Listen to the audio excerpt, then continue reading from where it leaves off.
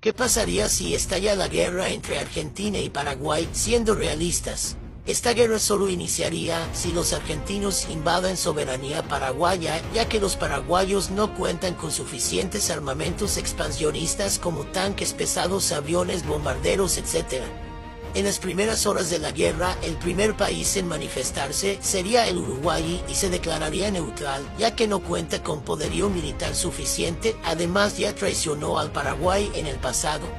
El segundo país en manifestarse sería Bolivia con una contundente neutralidad, a pesar de ser perjudicado con el cobro ilegal de los peajes argentinos, no declararían la guerra si el Brasil no lo hace.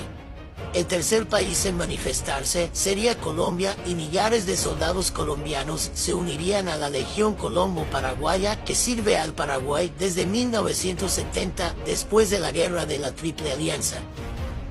El próximo país, México, el Perú, Venezuela, Ecuador y los demás países no intervendrían contra Argentina a pesar de haber mostrado su apoyo al Paraguay estas últimas semanas, no se involucrarían a una guerra. El país que sí se involucraría en esta guerra sería la República de Chile, ya que es un aliado estratégico del Paraguay, como también cuenta con el poderío militar más grande y avanzado de Latinoamérica. Y el tercer país en declarar la guerra a Argentina sería los Estados Unidos de América. Según el Tratado de Taiwán de 1970, Paraguay cuenta con protección militar en caso de invasión externa.